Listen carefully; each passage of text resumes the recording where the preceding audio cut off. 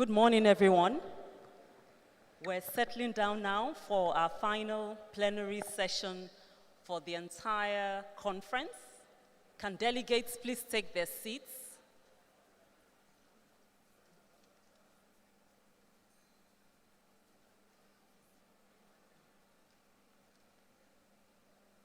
Thank you.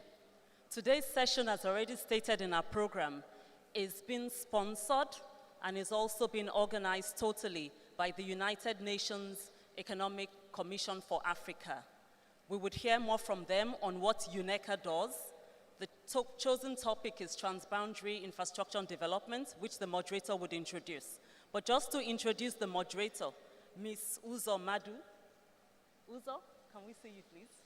Uzo Madu is first and foremost a law graduate who decided not to proceed with her legal career for now, but she set up an online platform known as What's in It for You Africa, which basically explores and ensures Africa's position in the global political as well as economic and legal landscape. And she basically explores this from the concept of the EU-Africa relationship. And hopefully she would show us how she would take us there. So Uzo Madu, thank you very much for coming. Please proceed to introduce the subjects as well as the delegates. Thank you.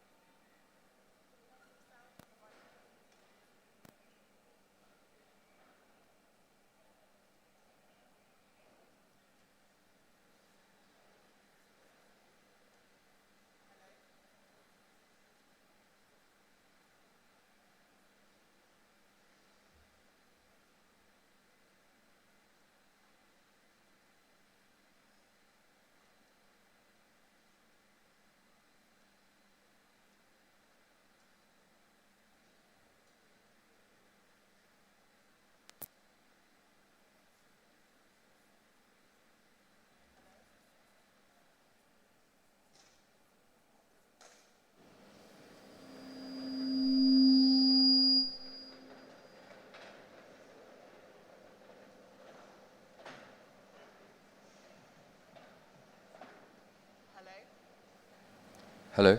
Can you use this one? Thank you. So we finally got there. Thank you very much. Good morning, ladies and gentlemen, your excellencies and honourable guests. Thank you for joining this session, where we're going to be speaking about regional infrastructure and opportunities for private investment in Africa. It's really an honour and a pleasure to be with you here today at the 2017 Annual General Conference of the Nigerian Bar Association. And I have to give you a special thank you because I understand there were some late festivities last night, so thank you for making it to this session.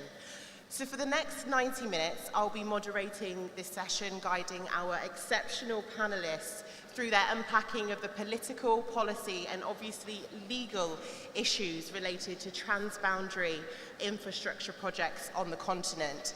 And it's really a timely debate. As we know, just last week, the Nigerian government announced that it would be partaking in a $41 billion railway expansion program, which also expands into neighboring Niger. And also when we talk about transboundary infrastructure projects, it's important from a regional integration perspective. It will really enable us to reap the full rewards of a continental free trade agreement, which is currently being discussed and finalized this year, which promises to actually increase intra-Africa trade by as much as $35 billion per year. So there are some really big opportunities for regional integration.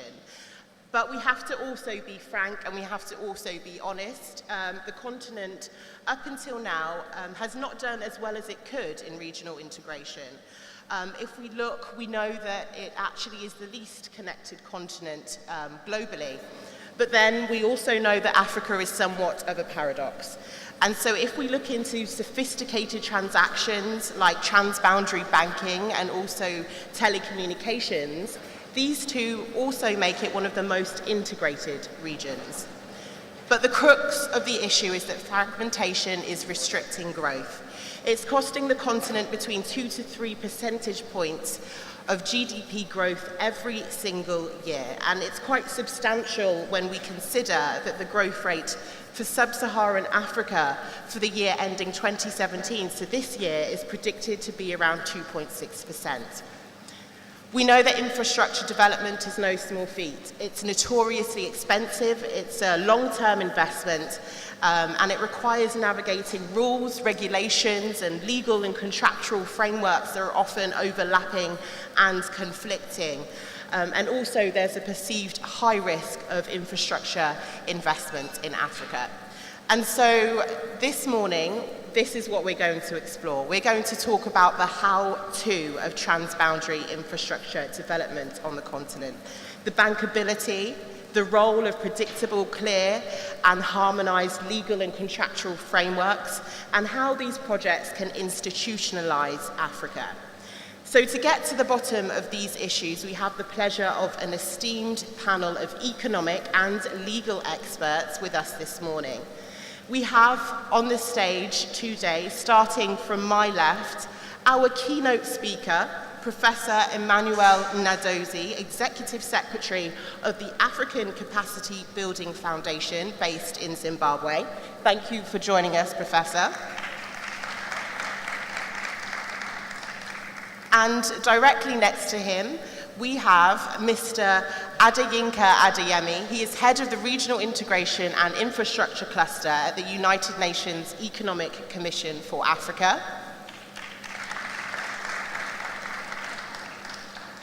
And to my immediate left, we have Professor Sylvain Boko, Principal Regional Advisor and Head of Development Planning and Statistics at the United Nations Economic Commission for Africa, based in Ethiopia. To my immediate right, we have Akshay Fofaria, a partner within the Energy and Resources team at the leading law firm Pinsent Masons, based in the UK. And last but certainly not least, another legal eagle on our panel is Professor Makane Mbenga. He's an associate professor of international law at the University of Geneva Law School. And so now that we're all properly acquainted and we know each other's names, I'd like to just make the point that we want an interactive session, so please get your questions ready for the last 10 to 15 minutes of the session, where we'll have a question and answer. Now we will begin with opening the session with a keynote speech from Professor Emmanuel Nadozie, Executive Secretary of the African Capacity Building Foundation, and he'll talk us through the political, legal, and policy issues to be addressed in transboundary infrastructure projects. Welcome him to the podium.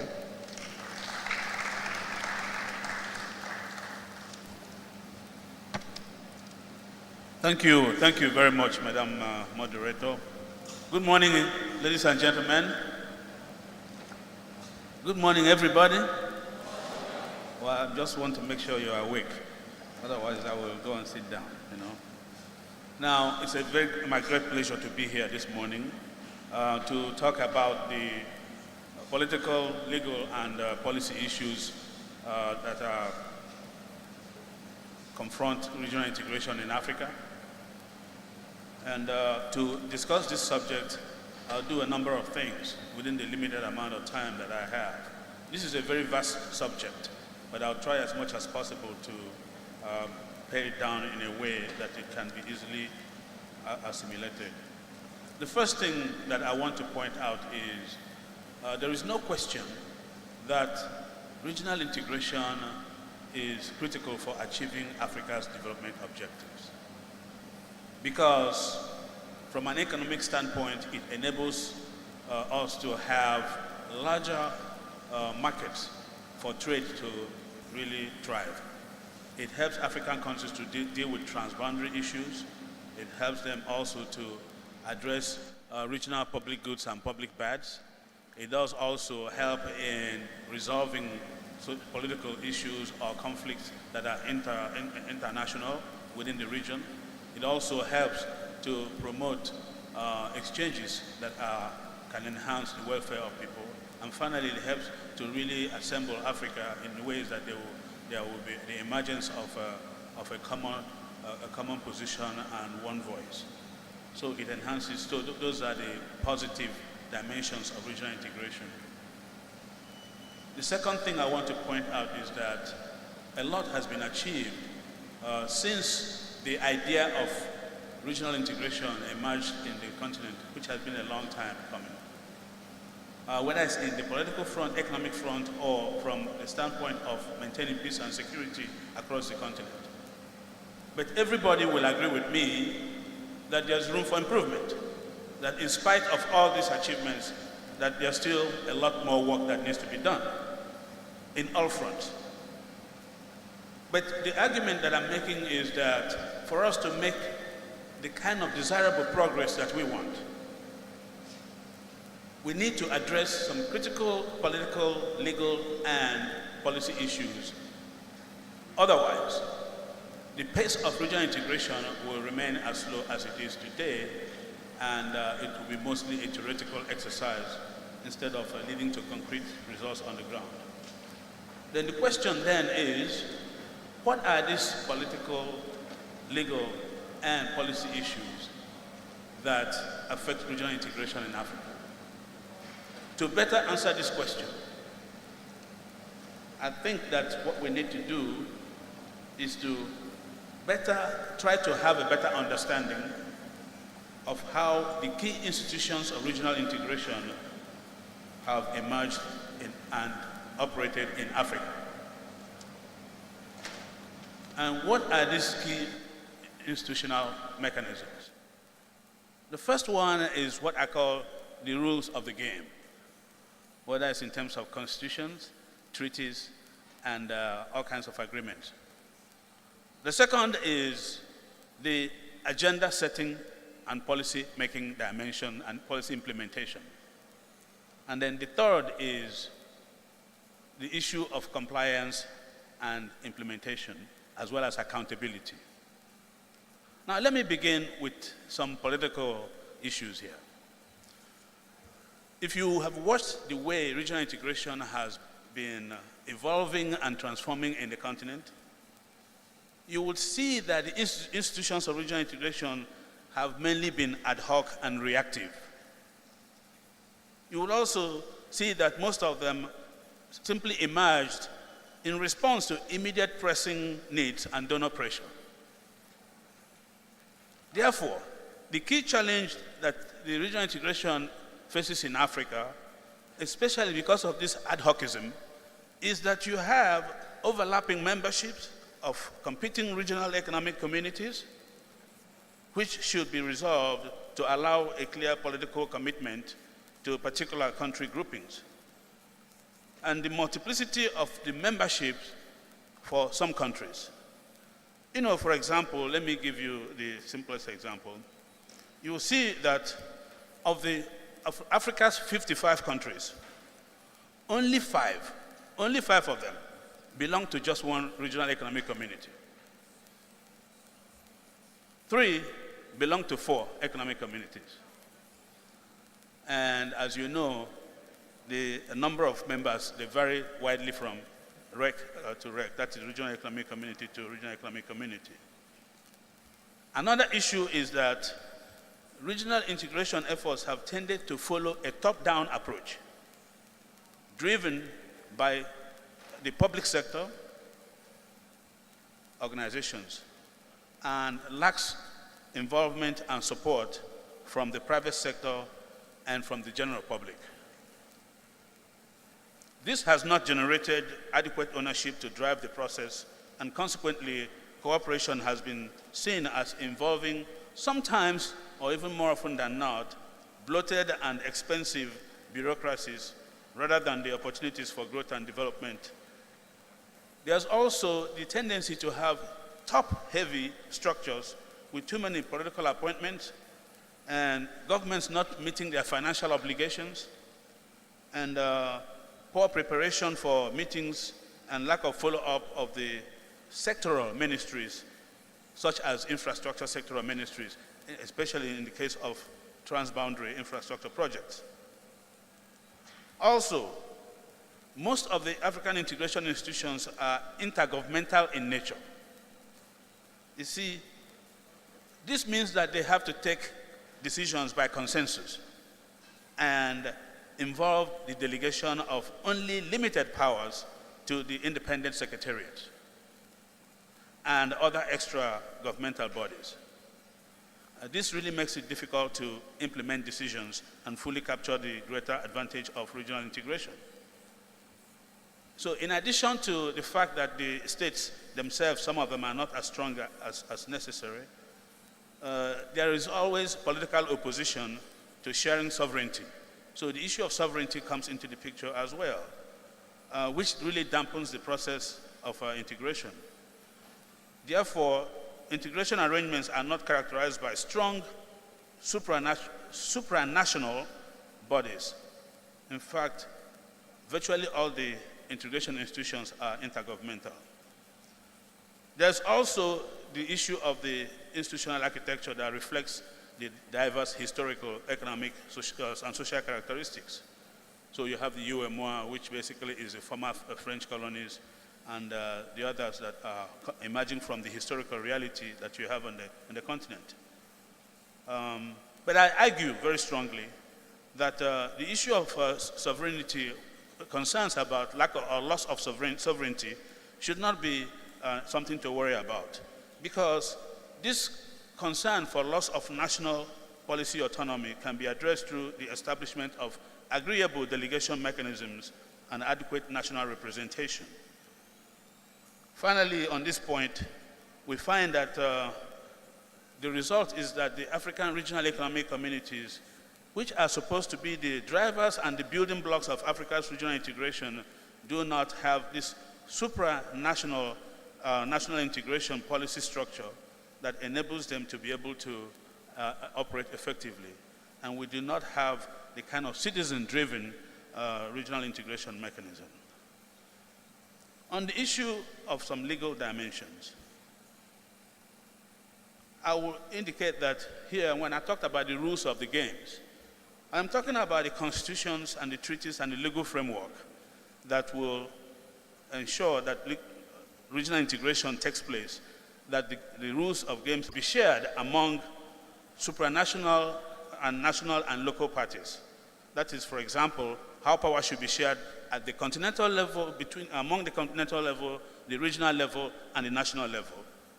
The category of the legal framework that makes political action relevant to citizens.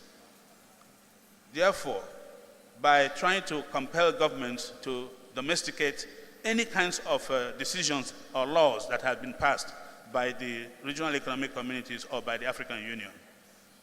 So the framework should also ensure that the national and supranational regulatory bodies and courts participate in adjudication of African Union or regional economic communities laws which are subject to disputes, and ensures that the decisions are reached by simple or qualified majority vote, which ensures some transparency through the citizens.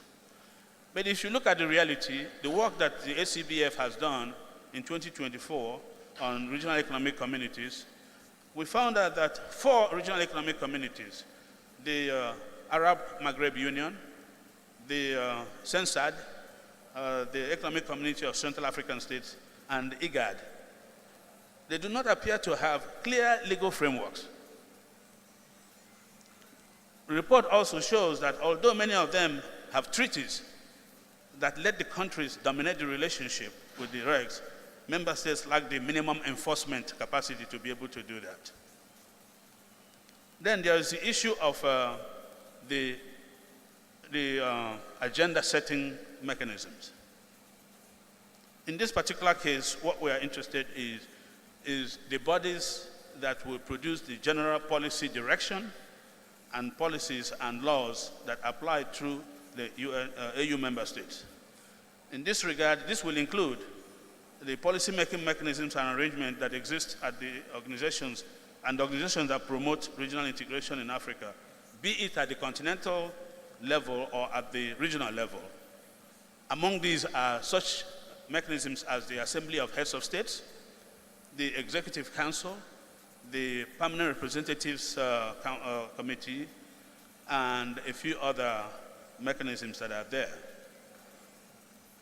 But in terms of the implementation dimension, we also see that the continental, regional, and national institutions that deal with various political, economic, and social issues that are necessary to foster regional integration are the ones that are concerned here. So this will include the African Union and its organs. Many of them are there: Pan-African Parliament, the Economic and Social Cultural Council, etc., etc. It will also include the institutions such as mine, the ACBF, the UNECA, the African Development Bank, who are there to help to implement regional integration decisions that have been made. So these are the ones that, if you look at their composition, the activities, and their mandate, you find that sometimes there are overlapping mandates, and there are sometimes the mechanisms and the capacity to operate fully is a bit lacking. So, having looked at some of these very important issues, what are the, why is it therefore important for us to address these political, legal, and policy issues? It is very important for us to address issues because if we do not address them, there are a number of things that are critical for regional integration to accelerate in Africa that will not take place. And what are these critical issues? The first is that leadership is very important for regional integration. And this is because the transformative leadership and political will help in identifying and defending Africa's interests at all levels. The second is the need to foster the spirit of Africanness, what I call the spirit of Africanness, through information, education, and change in mindsets. This is essential to ensure that people from African continent will think of themselves first as Africans, member states, in order to speed up implementation of regional integration projects, such as the transboundary infrastructure projects and other policies. They must be contributing to the Treaty and the AU Agenda 2063. Next point is allowing for a solid financial mechanism that will enable the capacity to flourish through the development and employment and retention of full optimum utilization of financial and human capacity. So the funding of our regional economic community, regional integration agenda is extremely important. Next is to address the often overlooked soft capacities that are central to regional integration. In particular, I've mentioned leadership before, a change in mindset, political will, motivation, and shared values. Next point is to really be able to foster a citizen-driven regional integration process whose structures allow for citizen maximum participation and propagation of awareness of the gains of regional integration. And the private sector's role is also important in this regard. So, and last but not the least is to ensure that the Africa's voice is enhanced and its engagement with the rest of the world becomes even stronger. So let me conclude, because of time limitations, by highlighting a few things that I think we need to do in order to make this happen, or to be able to really address the political, legal, and policy issues that will enhance things to make regional integration faster and more effective on the continent. What we have to do is to strengthen these institutions of regional integration in Africa by, number one, identifying, strengthening, and rationalizing overarching regional institutions. The African Development Bank, the ACBF, and the rest of them. And policy issues that we need to address, whether it's in terms of dealing with issues relating to the treaties that we have, the constitutions that we have that govern regional integration, and all the other things. And also from a political standpoint, looking at the multiplicity of regional integration organs, looking at the way they are organized, and fostering a citizen-driven kind of regional integration process. The next point is that we must make sure that we take advantage of learning from what works so that we can build upon that to strengthen our regional integration institutions and make sure that we address these challenges head-on effectively. Thank you very much for listening to me.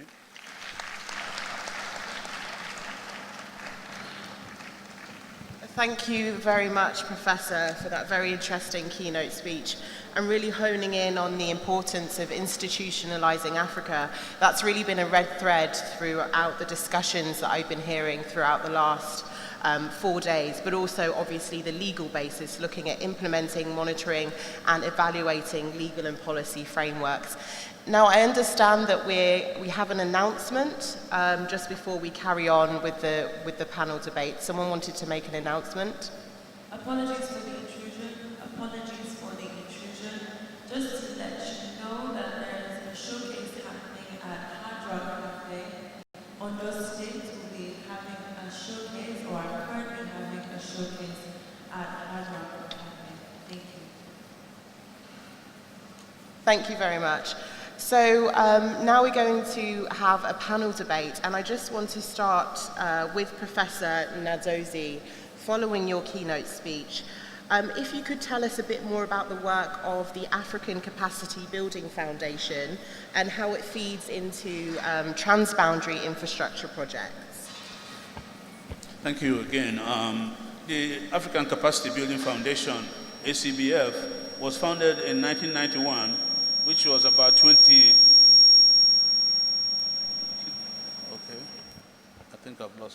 about 26 years ago, to really address the critical issue of inadequate capacity for designing policies, for implementing policies, and for achieving development results in the continent. Because it was realized that African countries often have the resources, financial resources, they have good strategies and good plans, but these are not yielding the results that they wanted. The missing link, therefore, was highlighted to be the lack of capacity. And so the ACBF was created to uniquely focus on this by doing a number of things, helping to build, helping organizations and countries at various levels to build their human capital, to strengthen their institutions. ACBF also have been providing funding for capacity development programs across the continent in over 45 African countries. We also provide capacity development advisory services, as well as help to generate and share knowledge that is involved in and do critical research about capacity development everywhere. So far we have invested nearly $1 billion in the whole continent to be able to help governments, the non-governmental organs at various levels, continental, regional, and country level, to be able to address capacity needs of men and women, of institutions, and also the society at large. And I just want to also follow up with a question about your keynote speech. You talked about a bottom-up approach, you talked about private sector and the public being a really important part of regional integration. So how do we get that cooperation in terms of regional integration from the private sector and from the public? Yes, if it was easy, it would have been done already. But the point is, everybody has a role to play in this regard. There are certain things that we can do in a formal way. There are things that we can also do in an informal way. Let me begin by the ones that we can do in a formal way.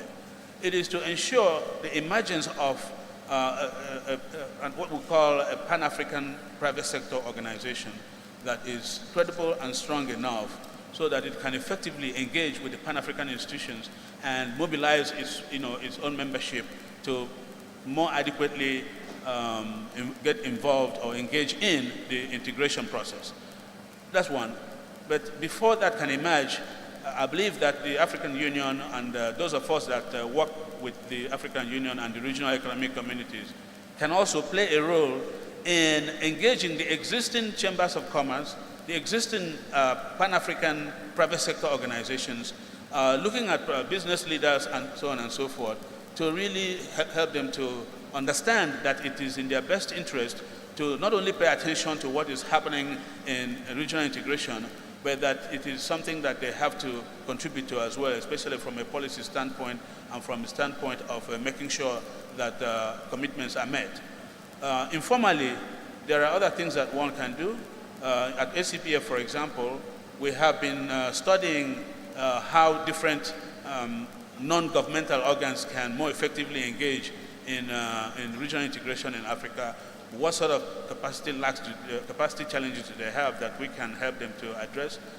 But we have also, begin to indicate that if Africa is really serious about integrating itself, then it has to make sure that we look at the young people and be able to inculcate into them the idea of the Africanness or the Africanism or Pan-Africanism, African solidarity, including putting in the curriculum the issues related to regional integration so that people study this in schools, they already are fully aware of it, and they understand what it is. Such things as simple as every country having the Nigerian flag and the African Union flag at the same time, even including this meeting, and having the African Union anthem sung in places. A few countries are doing those kinds of symbolic things already, but these are things that will really drive the spirit of Africanness and push it forward. So last point I'll make is that the forum such as this one that provides us an opportunity to discuss regional integration issues is extremely important, because I'm sure that people will go out here a bit more informed, a bit more aware of the importance of regional integration in the continent. And for that, I congratulate the NBA for making this possible. Thank you. Thank you for those suggestions, and I think it's particularly interesting because actually externally people sometimes consider Africa a country when in fact it's very fragmented, so it's really interesting to have those suggestions about how we can integrate further. I'd like to move the discussion on now to Mr. Adeyinka Adeyemi. You're head of the Regional Integration and Infrastructure Cluster at the UN Economic Commission for Africa. We know that in 2014 there was a big summit in Dakar about infrastructure financing in Africa.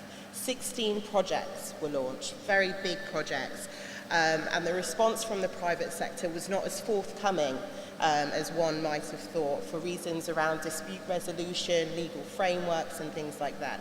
And so the UN Economic Commission for Africa was asked by the African Union to respond to that, to make sure that these projects could be successful.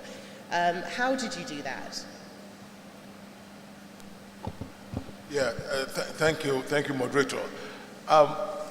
This is an issue that I'm at one point frustrated and excited about. In 2014, as you said, our heads of state adopted 14 transboundary projects because of their potential for regional integration. Between 2014 and now, we've seen very little traction. It's been frustrating, and over the time, we've been consulting private sector, investment lawyers, all sorts of people who have decision-making power, and ask one simple question: why are you not taking advantage of something that is so obviously reasonable, where you can make a lot of money? And they told us two things. One, there are just too many laws, policies, regulations in Africa, so that we cannot go from Abidjan to Lagos without having to study 1,000 policies and all that. One. Secondly, they say it is just too risky in Africa. It is just too risky.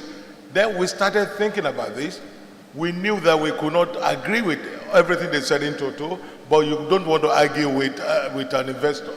What we did is to commission a comprehensive risk mapping exercise, in which case all of those 16 projects now are understood beyond the pale.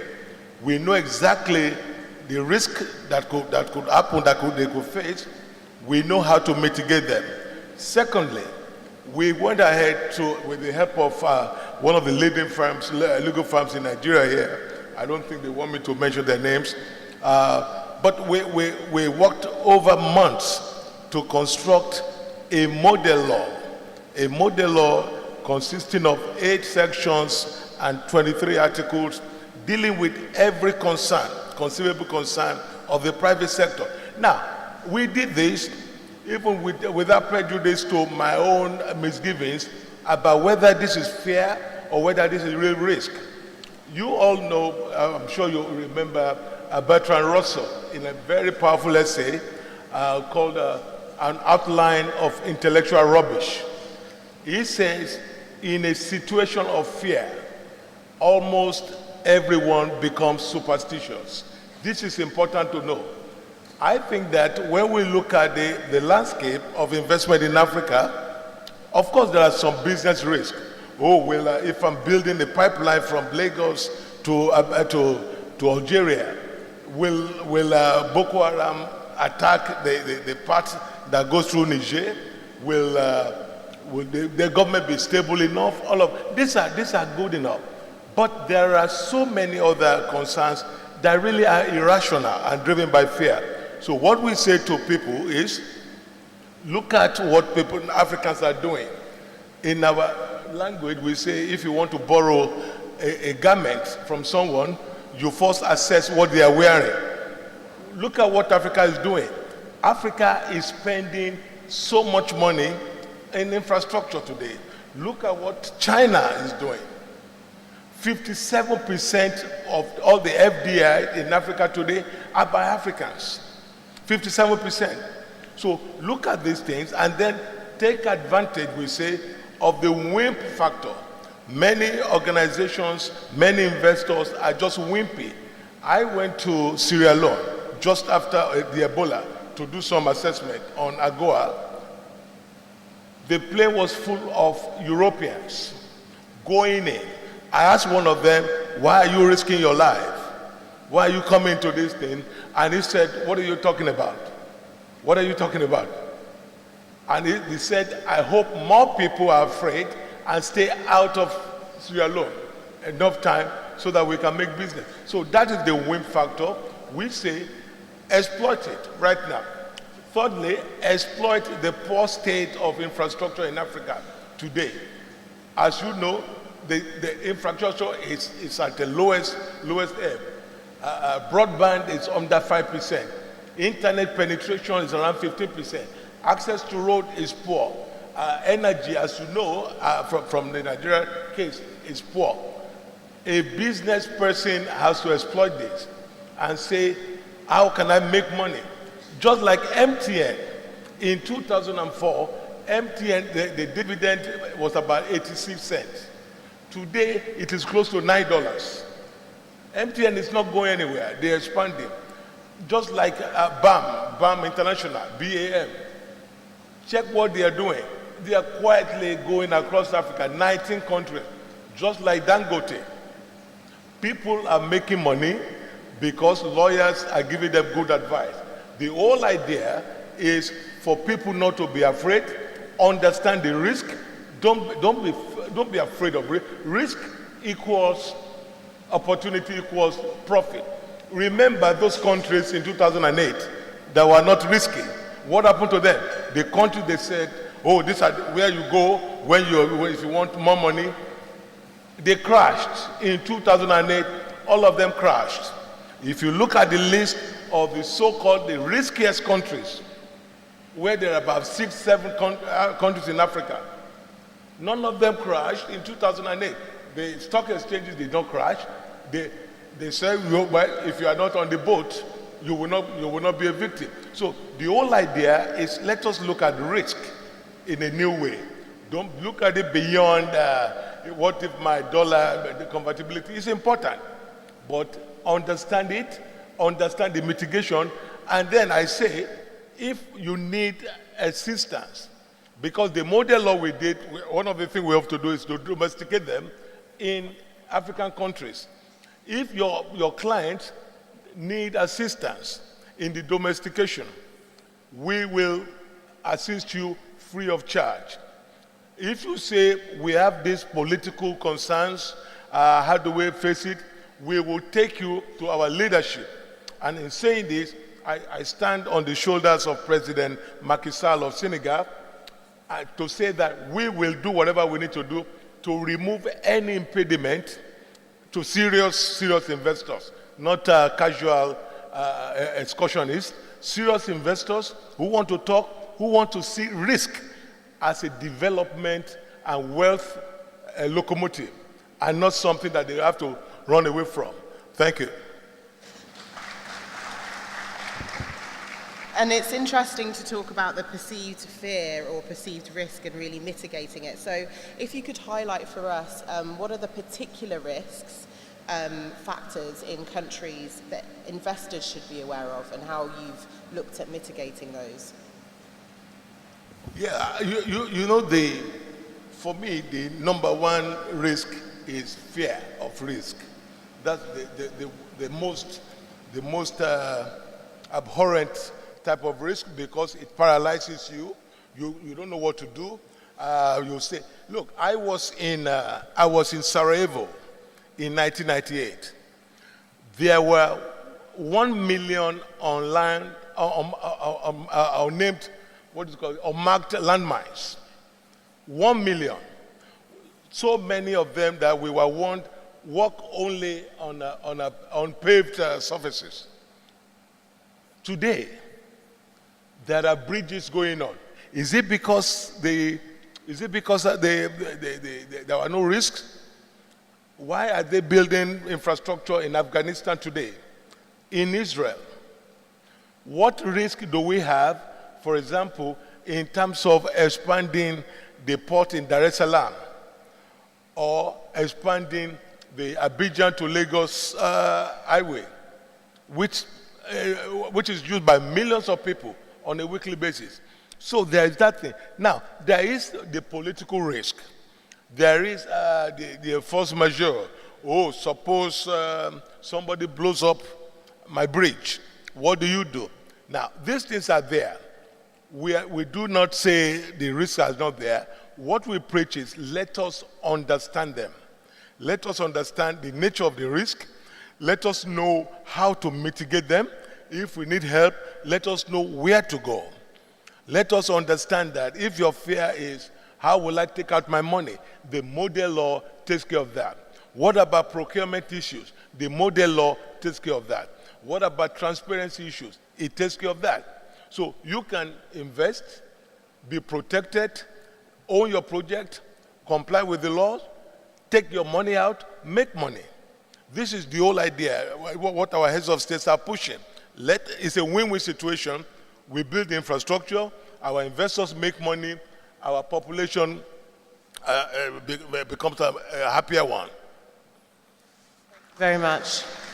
So now that we have mitigated the risk, I want to talk a bit more about the planning, about the development of these transboundary infrastructure projects. So I'm going to turn to Sylvain Bocot. If you could explain to us some of the important considerations when planning and developing these projects, please. Thank you. Hello? Thank you very much for the question. Let me start with an example, an experience, okay? Before we get into sort of the conceptual issues. In 2005-2006, I conducted the socio-economic impact assessment of the West African gas pipeline, which is a pipeline that goes through from Nigeria through Benin to Togo, all the way to Ghana. As we were working, but I was working particularly in Benin and Togo. And what we found out is that when you look at the four countries, you have the Nigerian National Petroleum Corporation that already had substantial amount of experience. You had the Volta Region Authority in Ghana, already has substantial amount of experience. But in between, in Benin and Togo, there were no structures, no infrastructures. There was no company available to respond to what the investors needed. There was no planning. Part of the pipeline asked for the junction to come out, both in Togo and Lomé, so that the gas can be piped into households in Benin and Togo. But there was absolutely no infrastructure that was in place. That's one observation. Second observation, there was no legal framework in those two countries. So the National Assembly never passed any law that would have helped to be able to absorb the resources. The whole project from the beginning was about $500 million. It went to $1 billion afterwards. And so what you learn from that is the importance of planning. Both of these governments, both in Benin and Togo, never really had any plan, never really had any legal infrastructure in place to be able to handle this project, which actually would have helped a lot to alleviate a lot of the problems we are having in both countries in terms of power, electricity, etc. And you learn from that infrastructure, transboundary infrastructure, absolutely critical to the transformation, right, economic transformation of African economies. That's great. But if you do not develop the capacity, and this is where I learned from this experience. One, that there has to be a concerted political support for transboundary infrastructure projects at the highest levels in all countries involved. One of the issues that we had in that project was that we didn't see any common interest, common purpose between the four governments. It was almost like it was driven by outside forces, the World Bank, ExxonMobil, etc., etc. Whereas it is the populations of Nigeria, Benin, Togo, and Ghana that were benefiting from this project. Up to today, the pipeline is there throughout those countries, but we never had the junctions built to be able to pipe, right, the gas to households. Secondly, the capacity, as the professor was saying, the capacity to be able to conduct strategic planning, long-term planning, okay? We don't have that. Why? Because we have the institutions in place, but they're weak. I can say that in basically every country that I go through. My job today is to help the United Nations Economic Commission for Africa to deliver on technical cooperation in African countries. So the first thing I do when I get a request is to go and conduct a scoping mission. When I go to countries, the projects, I want to see what projects are there, infrastructure, etc., and what policies are available. The projects that we get are very flimsy. It's like a declaration of intention. We don't have the things that you would expect, right? Has there been any pre-studies done? Okay? Has there been any costing of this thing? What are the engineering specificities? Well, you don't see any of that. So the word bankable comes to mind. Very few projects developed by our institutions today are bankable. And when they are not bankable, they cannot be planned for. They cannot be budgeted for. You understand? So that soft capacity of being able to conduct an analysis of what infrastructure needs you have is very important. We also have noticed, right, that when you have transboundary infrastructure projects, the lack of essentially coherence between what you might call laws, policies, regulations. Incoherence. Incoherence both internally in each country and incoherence across borders.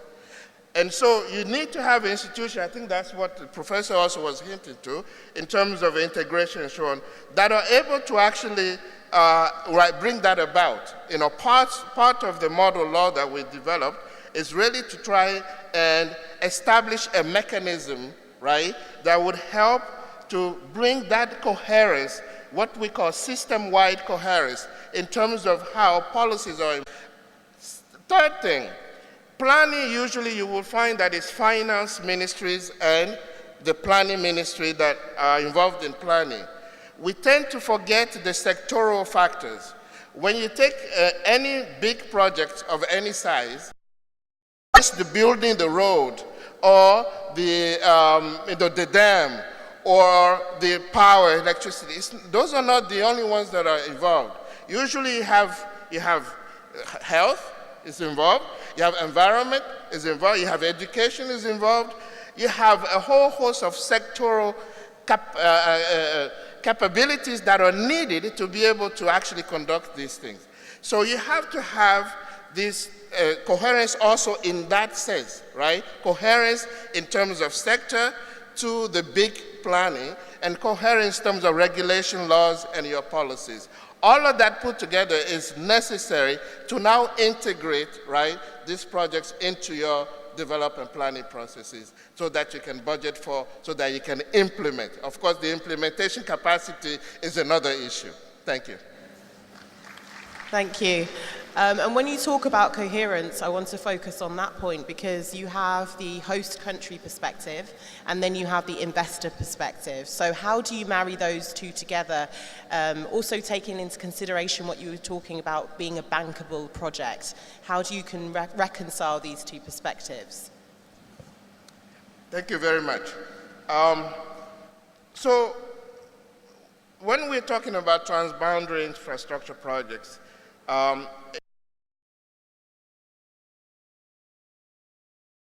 responsibility, or these are not projects that only governments have a PPP strategy.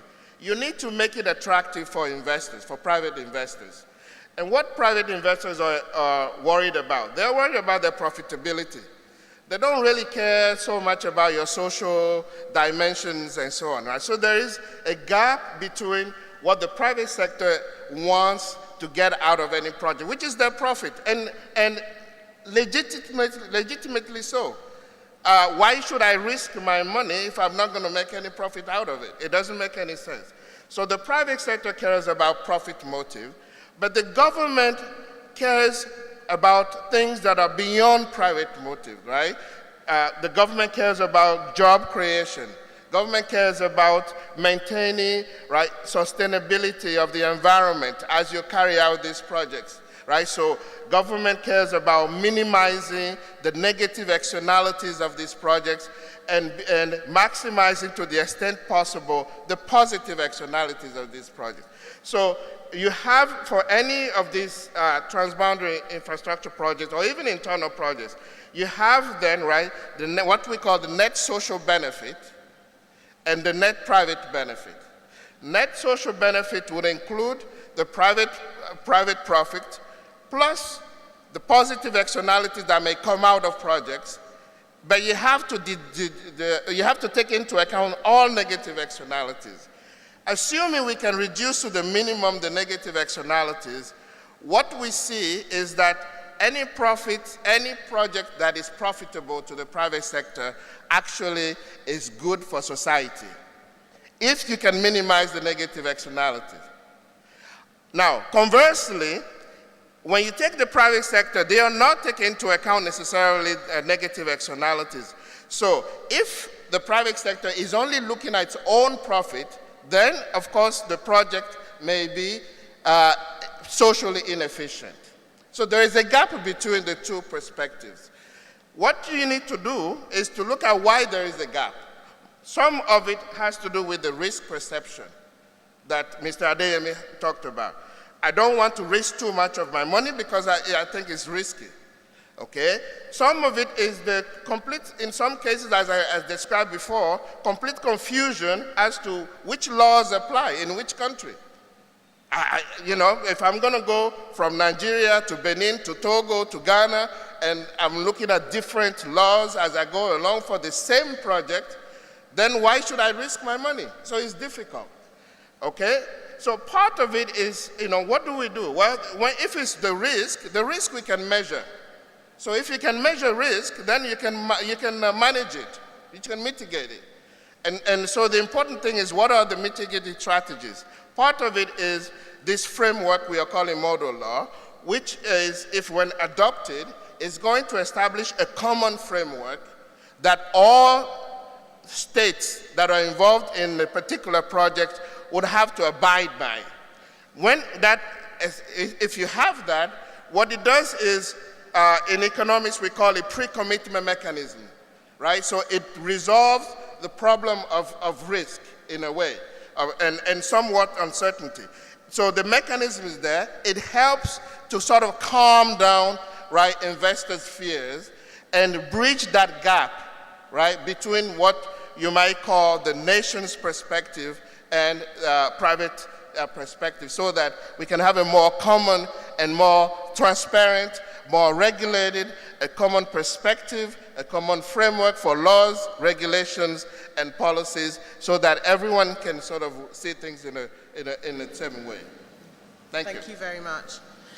So now I'm going to turn to two of our legal eagles that we have sitting on the panel. Akshay Fafaria. We've talked about making a project bankable already. And from your practical experience in making these deals happen, you've talked about them, we've talked about them privately this morning. What, in your opinion, is the best way to attract investors? I'll give you your microphone back. Thank you very much, Uzo, and it's a pleasure to be here amongst esteemed colleagues, and thank you very much for that.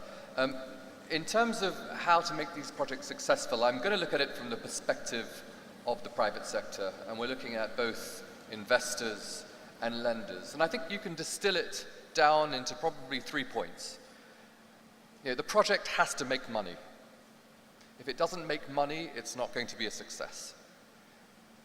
Secondly, that money needs to be attracted into a stable legal regime. You know, it needs to be protected by the rule of law, and we'll talk about that in a second. And thirdly, the various risks in the projects need to be allocated to those best able to manage them. And if I can take those into turn and start with the money, you know, we've talked a lot about projects which, you know, are subject to tariffs and have various economic models. But the key point is that they need to be sustainable over the long term. So if you have a transportation project with a tariff that over the term can't repay the debt and can't give a return to the equity investors, well, it's not an attractive project to invest in. And you know, it will only become attractive, you know, if you apply a subsidy. And a classic example of a catastrophic incident in that type of scenario didn't occur in Africa, but in Europe in the early 90s. If you recall that monumental feat of engineering, which is the Channel Tunnel underneath the English Channel between France and the UK, that marvel of engineering was a financial disaster. The investors lost 90% of their investment in the tunnel, largely because of over-optimistic estimations on the traffic across the Channel Tunnel, 7 million instead of 17 million. Over-optimistic assumptions in relation to the safety requirements of the tunnel, which increased over time. Over-optimistic assumptions around the ability of the states to support and subsidize the projects. Of course, the treaty between the two countries prevented any subsidies. And finally, an over-optimistic assumption as to the financial climate. Interest rates shot up and weren't really factored into the project model.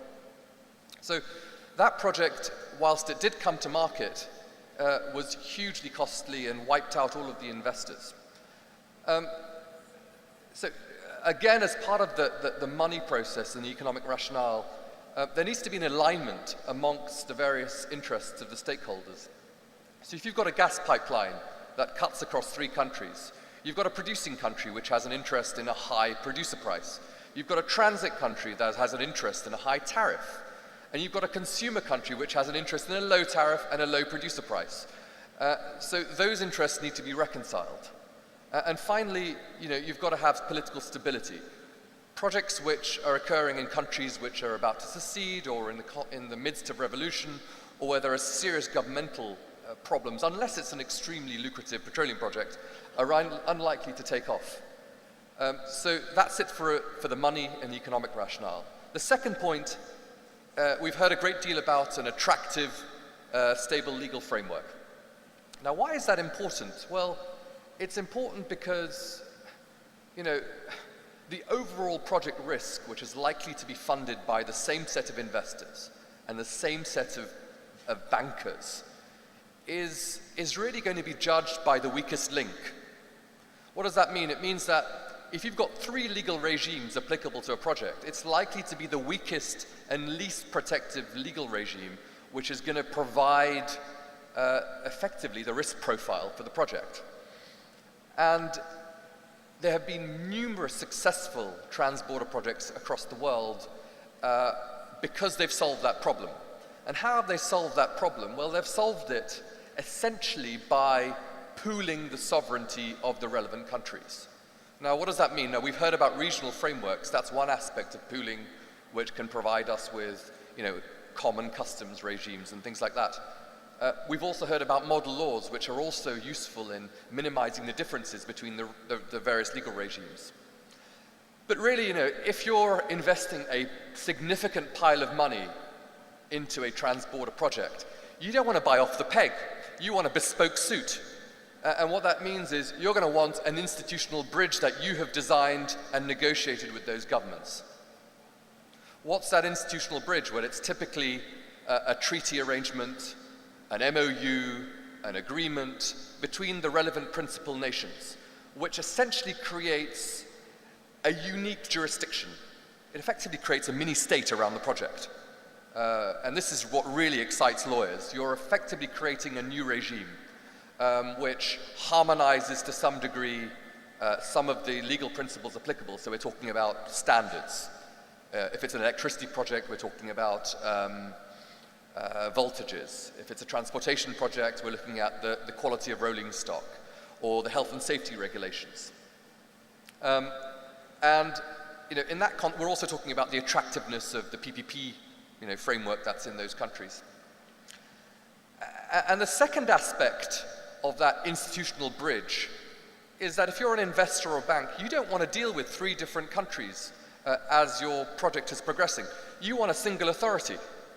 Again, it goes back to the pooling concept. You're effectively creating a mini-state around that project. So typically, the legal framework that is born of those treaties or born of those agreements includes a single institutional executive, a working committee.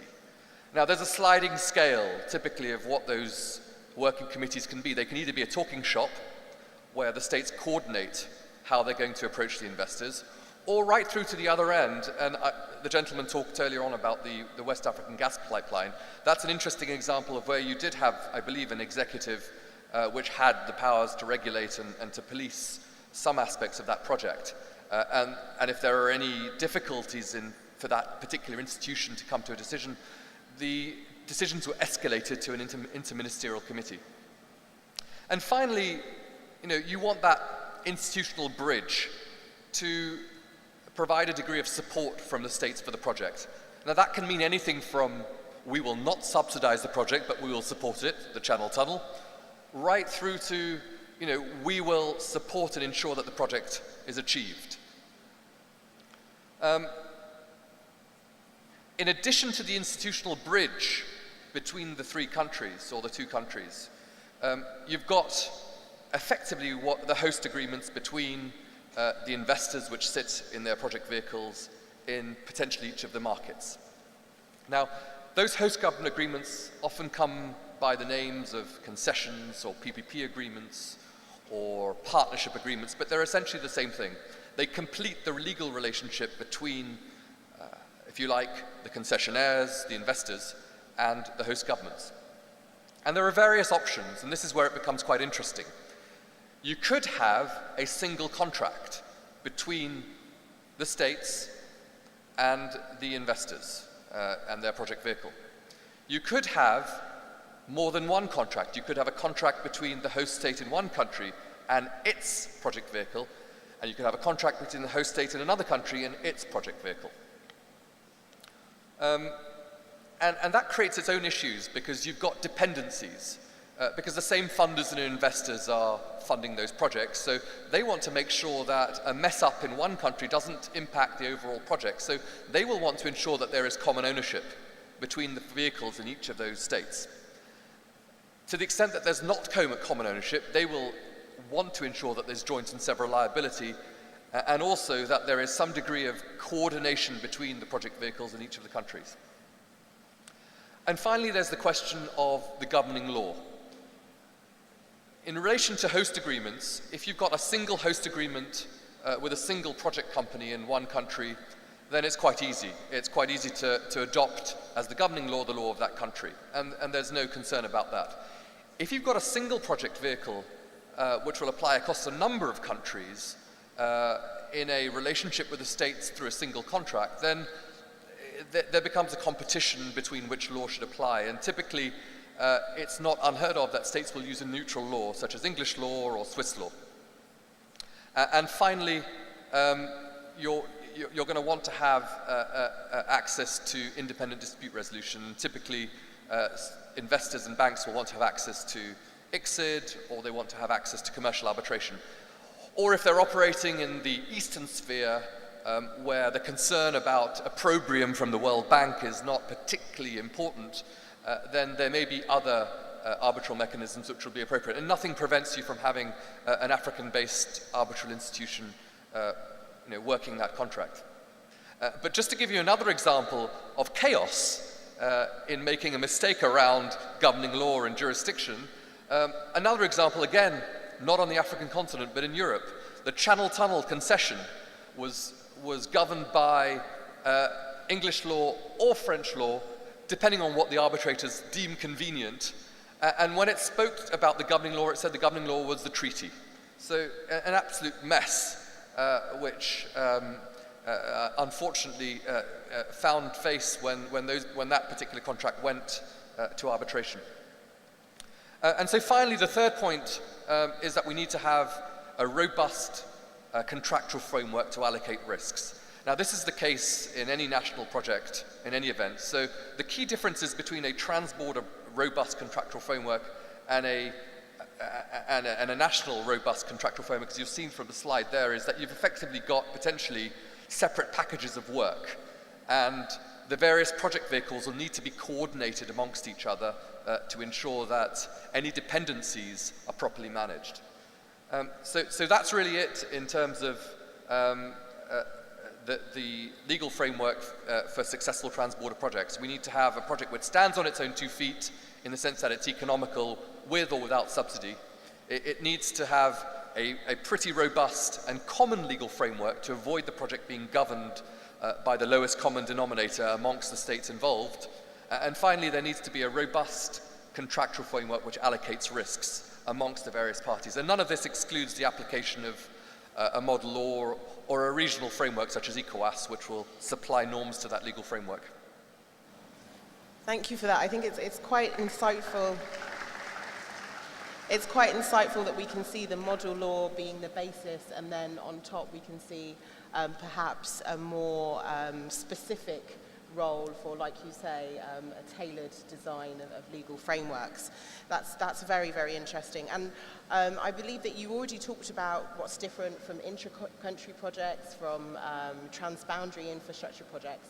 But do you have any more elaboration on that point? How are they that different, in your opinion? Well, sorry, thanks very much. Well, as I said earlier on, I think investors and funders would like them not to be too different, and that's the main point. So clearly what they're trying to achieve when they're asking and negotiating with the various stakeholders to create the legal framework for the project, they're trying to ensure that the legal framework approximates to a single country project. So you've got disparate and fragmented legal regimes which apply, and as the gentleman there said earlier, if you haven't got the similar capacity in each of the states and similar legal norms which apply, then the weakest legal norms which apply. So you're looking forever at trying to construct a framework which is common to those countries. And I think in addition to the bespoke framework I spoke about, those projects can be attracted into markets where you have effectively a regional framework such as ECOWAS, or you have a common approach to taking security, as in the OHADA states, where you've got a single uniform act which provides for a single method for taking security in each of the OHADA countries. So, each time you have some form of commonality which is created, whether by a regional framework or by a model law or by some underlying merger of the underlying norms, then the complexity of the institutional bridge which you will build when you're negotiating a project will diminish. And now if I can hand over to Professor Mbeng. You're an Associate Professor of International Law at the University of Geneva Law School, and you've also drafted the Pan-African Investment Code, which has actually finalised negotiations at the African Union. So from your perspective, from the legal perspective, what is the most interesting thing about that Pan-African Investment Code for investors? Thank you very much, Madame la Présidente. Good morning to everybody. It's a pleasure to be here, and thank you very much to the organizers for the invitation. Madame la Présidente, if you allow me, I would like to be a bit provocative. Most of us here are lawyers, and quite often lawyers tend to think that law can solve any kind of situation and save the world. When it comes to investment, to the attraction of FDI, there is no serious study today that can prove that there is a correlation between having good investment regulations and increasing investment flows. No? Nobody can prove that there is a correlation between investment regulations and the increase in investment flows. But however, we have very serious empirical studies that are showing that most of the foreign investors are very concerned with what we call a favorable investment climate. What does it mean? It means that when investment come to countries, what they want first and foremost is a very predictable and sound investment climate, and one way to ensure a favorable investment climate is, of course, to have a predictable legal framework, as Professor Boko has shown today. The problem with many African countries today is that they are facing what we might call a fragmentation of investment law. If you take most of our countries, including Nigeria, when foreign investors come to the countries, they are regulated by at least 4 layers of investment regulations. You have national investment law that is applicable, you have investment contracts that would regulate the investment flows, you have bilateral investment treaties that would also regulate the foreign investor in a country, and then in top of all that, you have also regional investment regulations that might be applicable. And of course, if you have such a fragmentation of the applicable investment law, you don't have a predictable legal framework and you don't have a favorable investment climate. So what the African Union has attempted to do during few years was to draft what we call the Pan-African Investment Code, the PAIC, P-A-I-C, and the whole idea of the PAIC is actually to formulate a set of guidelines, rules, and principles that would allow to bring some harmonization in investment laws and policies throughout the territories of African Union member states. The PAIC is not a treaty, it's not a binding legal instrument. The whole idea is to have a model that African Union member states can use when enacting national investment legislation, when negotiating investment contracts, when negotiating bilateral investment treaties, or when formulating investment regulations at the regional level. So I think that this is one of the major contributions of that Pan-African Investment Code. It's to bring more clarity, more predictability in how to regulate foreign direct investment in Africa. But another important aspect of the Pan-African Investment Code is that it is focusing mostly on investment facilitation. And I think that this is a very important point because traditional investment law is very much focused on protection. We promise to foreign investors that we're not going to discriminate them. We promise to them that they will benefit from fair and equitable treatment. Nobody knows what fair and equitable treatment means. We promise to them that, yes, if there is expropriation, there will be compensation. So there is very much focus on protection, but actually what foreign investment needs, and in particular foreign investment in the field of transboundary investment projects, what it needs is facilitations. So facilitating visa procedures, facilitating administrative procedures, transparency in the legal framework, facilitation in terms of communication, facilitations in terms of infrastructure, etc. So there is a shift. There is a shift, and the Pan-African Investment Code is not mainly an instrument that is focusing on protection, but on facilitation, trying to give to African Union member states guidelines, rules, and principles on how to better facilitate investment in order to attract foreign investment in our countries.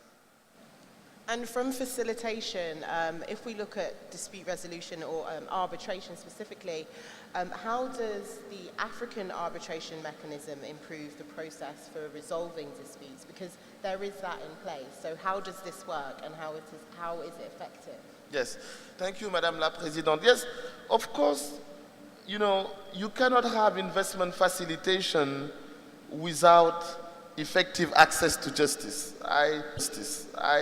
I mean, many aware that today there is a huge debate, not only in Africa, but also at the universal level. There is a huge debate on the legitimacy of investment arbitration and the legitimacy of the investor-state dispute settlement mechanism that has been put in place for the last 40 years. But I believe that you cannot really ensure investment facilitation and attract foreign investment if you don't grant access to justice to foreign investment. And one way to grant access to justice is via arbitration. Now you have different options on the table. Option one, you have some African states that are saying, let's stop arbitration. Let's no longer consent to arbitration. I'm not going to name them, you know them. You have option two, a group of states that are in favor of keeping the current investor-state arbitration system, which is mostly what Dr. Fofaya was referring to, consenting to ICSID arbitration, the International Center for the Settlement of Investment Dispute based in Washington, D.C., and which is part of the World Bank Group. So some states are in favor of keeping the traditional system. Option three, you have states that are more in favor of using the regional courts that we have. Most of the regional economic communities in Africa have put in place, have established regional courts. At the level of ECOWAS, we have the ECOWAS court. So you have states that are saying, why not solving investment disputes before our regional courts? That can be an option, but let's all remember what happened at the level of SADC, within the Southern African Development Community. It's after an investment dispute against Zimbabwe that Zimbabwe lost, that the head of states of the SADC decided to close down the SADC Tribunal Court. But it's an option. Option four would consist in saying, well, let's create an African Court of Arbitration. You know, right now in Europe, you have a proposal at the level of the European Arbitration Court, and Europe is trying to sell the idea to the entire world. Some people in Africa are like, let's have an African arbitration court. It could be an idea, but when you look at the slowness that is characterizing the establishment of courts in Africa, we are still waiting for an effective establishment of our African Court of Justice. I'm not sure this is the best solution. And this brings me to option 5. Option 5 is actually the option we have put in the Pan-African Investment Code, which is to say, let's Africanize the settlement of investment disputes. What does it mean? It means let's continue to grant access to arbitration for the settlement of investment disputes, but let's have them settled in Africa before the African public or private dispute resolution centers, like, for instance, the Lagos Court of Arbitration. So I think that this is a better option to continue consenting to arbitration, investor-state arbitration, but having that being done in Africa within our dispute settlement resolution centers. And why not having universal mechanisms like the Permanent Court of Arbitration or ICSID also opening centers in Africa? The PCA has a center in Mauritius.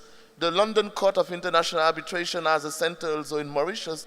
So why not having also universal mechanisms in Africa cooperating with African dispute resolution centers in order to have a better adapted settlement of investment disputes in Africa. So I think that right now, the negotiation of the CFTA, the Continental Free Trade Area, it's a good momentum to think about these options of having investment dispute settlement more in Africa and being done also by Africans as much as possible. Thank you. Thank you.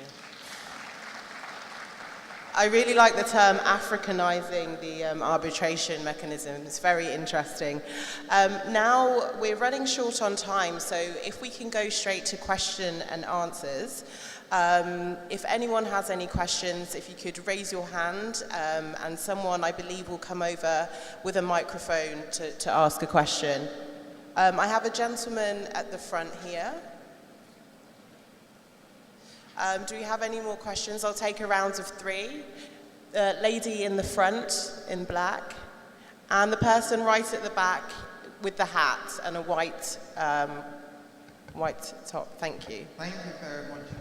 My name is His Greatness Agadaigo, and my own take on this is that in pursuing African integration, I don't know whether we have, and the question I would ask is to the first speaker, I don't know whether we have considered the issues that is making Britain now exit from EU, top of which is migration, our able population more jobless, and equally too, in a regional integration, the growth of our GDP, the growth rate of our GDP, and whether to even make this regional integration more attractive. Does it have a statistics to say, for instance, Nigeria now, GDP is about $500 and something billion. Does it have in 2050, if we pursue proper integration, would it make our GDP to have increased beyond what we would have had if we take it on alone? If we go alone. Thank you very much. Can we have the next question at the back there with the hat?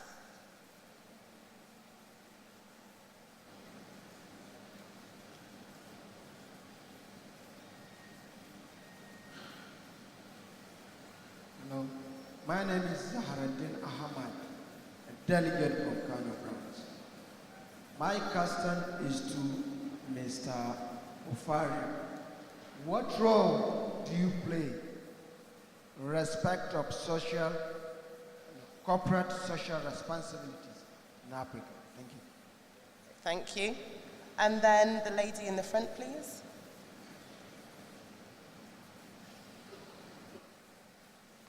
Thank you. My name is Fume Roberts, and I have two questions. There's a conversation going on in the dispute resolution space about the need for a bilateral arbitration treaty, primarily being promoted by Gary Bond from Singapore. I want any of the speakers can take this. I want to know your views about it. And then the need for an apologies act.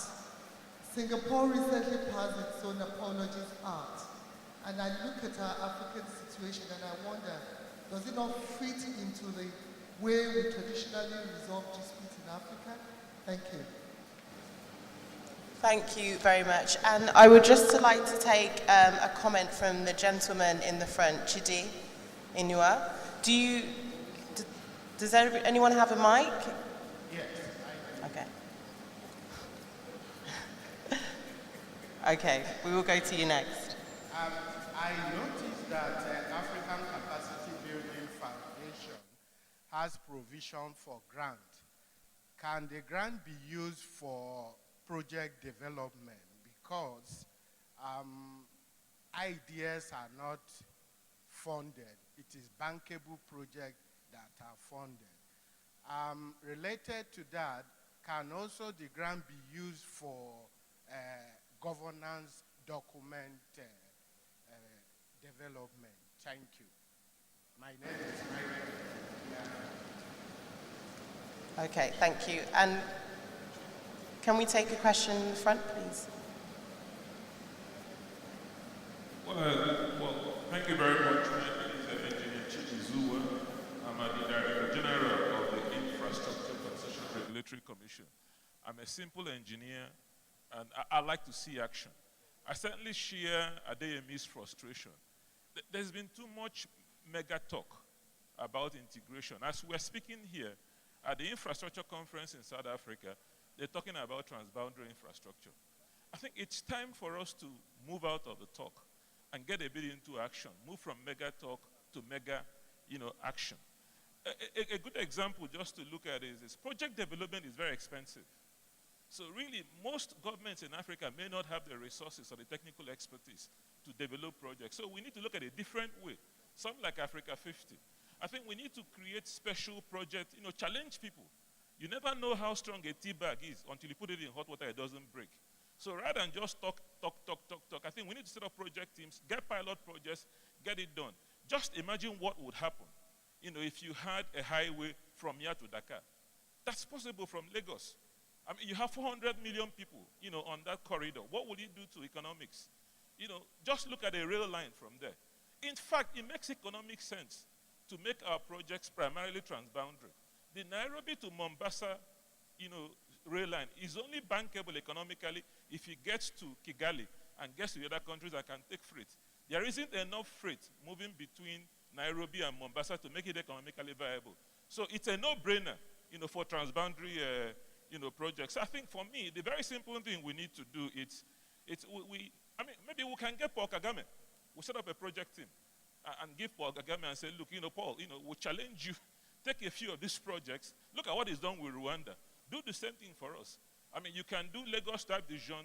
You do Cairo to, to South Africa. You do to Djibouti. You do all these things. You will change Africa. Because the concern I have is if we're not very careful as Africans, we're going to get into trouble very soon. We're going to have a youth quake. There isn't enough jobs for our young people. We need to create jobs. And if you cannot provide for the many, you cannot, protect, the few. We might just kind of think to ourselves and say, okay, maybe we may not be able to do anything.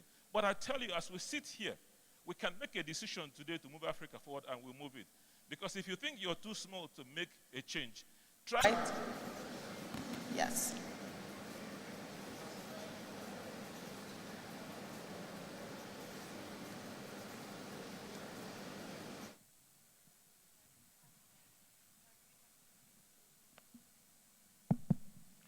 My name is Dr. K.U.K. Ekweme. I'm from Olaniwa Jai and the Lagos Bar. My question is for Professor Mbengu. Professor Mbengu, you talked about investment protection, investment facilitation, but I didn't hear anything about preservation of the national policy space of states when it comes to investment regulation. And one of the issues that we have in relation to investment rulemaking in connection with international investment arbitration is that regulations that ordinarily fall within the national policy space of government have been struck down by international investment arbitral tribunals.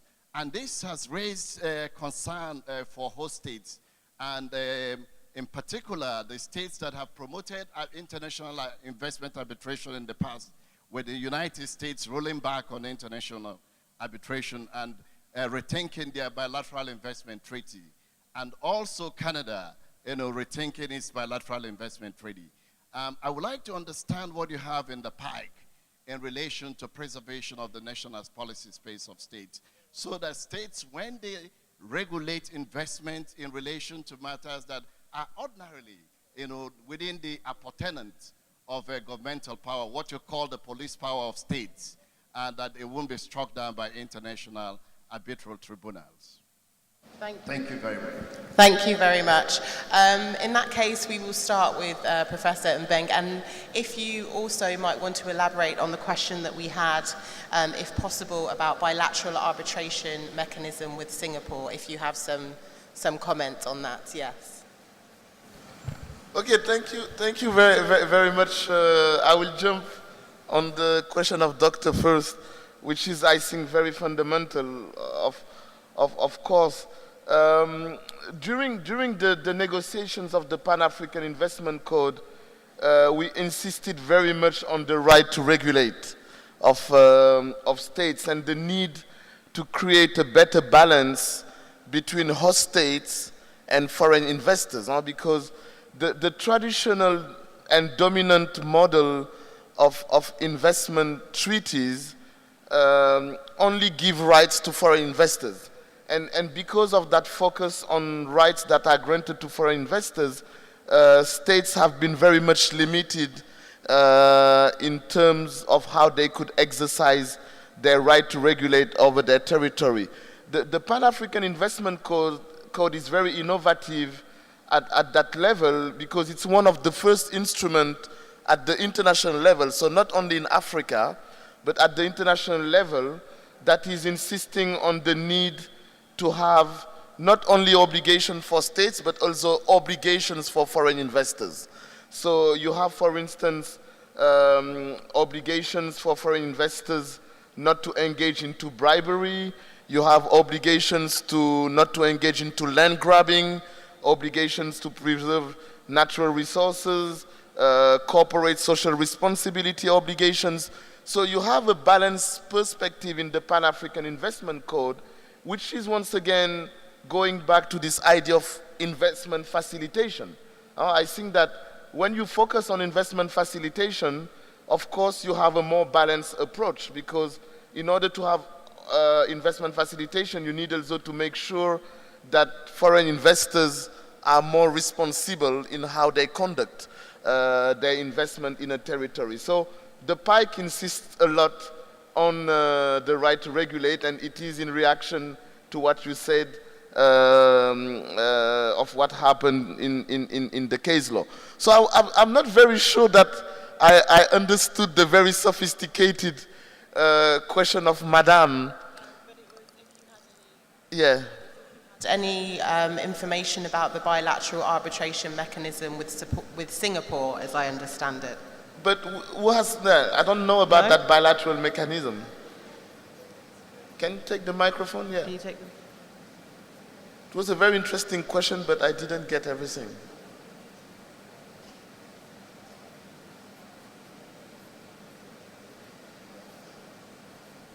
Do we have a microphone? Okay, maybe in the... Yeah, it's okay. the microphone. No, it's actually not a question. I just want to know your views about it. And it's going to be very difficult for you to make any views if you don't know about this conversation. There is a model bilateral arbitration treaty, which has recently been released for public comment. It was put together by Gary Bond. He's a partner in Singapore, and that's the current conversation that has been going on for the past 2 years. And what it essentially says is that when there's an agreement between two states or between a regional company and a foreign investor, and they can opt in to be bound by the provisions of that treaty, even though they don't put an arbitration clause in their agreement.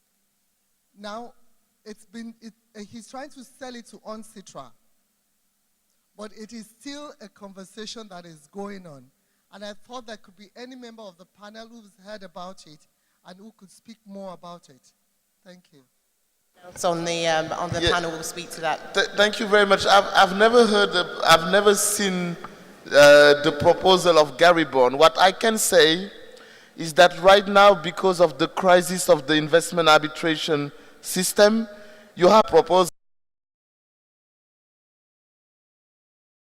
AU has a proposal, the UNISA in Latin America has a proposal. So you have a lot of proposals that are popping up as alternatives to the current arbitration system that is very much criticized, but I haven't had any look to that one. But I think we should think about one that is very much adapted to the African context and not necessarily just subscribe to those ones that have been done by those arbitrators that are actually responsible of the crisis of the system. I'm not going to put names.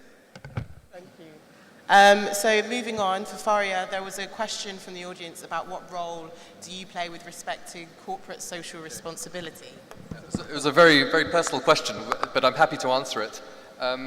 Both myself and as a firm, we're heavily involved in capacity building project. If we're looking at non-renewable resources, extractives, there's a very different responsibility on investors and lenders in those types of projects where effectively you're taking natural resources which are non-renewable and you're not necessarily putting anything back into the economy for future generations. So it's incredibly important for those projects to be successful and to survive that there is what's known as a social license. So you've got acceptance from communities and that involves a contribution and that could be in the form of schools, hospitals and any other form of support. As far as infrastructure projects are concerned, where you're leaving behind a lot of kit, which is going to be useful for many decades to come, the corporate social responsibility obligations and moral obligations are different. And I'd say the key thing in relation to infrastructure projects is that the state, when it's negotiating the host government agreements, ensures that all the environmental and social concerns are properly negotiated and agreed with the investors in the interests of the communities. Thank you. Now we're going to go over to Professor Nadozie. The grants, can they be used for project development and governance issues? Thank you very much. Two very important questions. The first question was on the Brexit and the benefits of regional integration as far as it concerns economic growth and job creation. I would say that if you were to go and conduct a referendum in Britain today and ask them whether they would wish to continue with Brexit or whether they want to get back into the European Union, I can assure you that the largest majority would say they made a mistake and they want to go back to the European Union. And it's not by accident. It is because they were a bit short-sighted or they were told a whole lot of lies and they thought they were going to be better off outside of Europe than being within the integrated Europe. So that is number one example of the fact that regional integration is beneficial to countries. But for Africa and for Nigeria, which you use as an example, Nigeria would be better off having a larger market within the continent than just simply not integrating. I'll give you an example. If you are able to manufacture some things here, you can sell it to 170, 180 million people who are here. But if you were to cover the entire continent and sell the products, you will sell it to about 1 billion people. So do the mathematics and you see that automatically your income will rise significantly. Go and ask Dangote about that. Go and ask a few other people who are doing businesses in various places in the continent. One of the reasons why you have migration is because we have been exporting our primary products, our raw materials, without transforming them. And we're not industrializing. That's the reason for that. Integration will help to provide the opportunity and the markets for investment to happen, for industrialization to take place, and that is where the jobs will come from. And with good jobs comes good incomes. So, my brother, let me tell you, you are better off with an integrated Africa than an Africa that is fragmented, that is have small market sizes, and that is not economically feasible for major industrial investment. And of course, the GDP will grow faster and will grow more with an integrated Africa than in an Africa that is not integrated. And that can be a subject of an entire debate today, if you wish. On the second question, which was more about the role of ACBF, in mobilizing resources and providing funding, whether we do provide funding for project development and some other work on development governance. Yes, of course, we do provide funding for project development, especially, well, particularly in the area of capacity development projects, to develop projects for capacity development that will be that will have some significant impact on society. So just that's a way to answer that question. We support all kinds of projects, public sector, non-governmental organizations at the continental level, regional level, and at the national level. Thank you. Very much. At this point, we're definitely out of time, so we're going to have to close down the session here. I think we've covered quite a few topics. We've really looked at the importance of political integration and regional integration on the continent, risk versus actual fear, or perceived fear, I should say, and also bankability of these projects, and really looking at making a harmonious legal framework within which investors can be sure to invest and also be clear on arbitration and mechanisms for dispute resolution. So I'd like to invite you to give a round of applause to our exceptional panelists of speakers. And thank you for coming to the session on regional infrastructure and opportunities for private investment in Africa. Thank you very much. Good morning, everyone. I would just like to thank, hello, can you hear me? Sorry, I would just like to thank our moderator and our panelists for a very engaging and insightful session, and I'd like to invite them to take a picture as we give them a wonderful round of applause. Our thanks also go to the United Nations Economic Commission for Africa, as they sponsored some delegates to this event and sponsored this session. So thank you very much, UNECA. So please, a picture, please.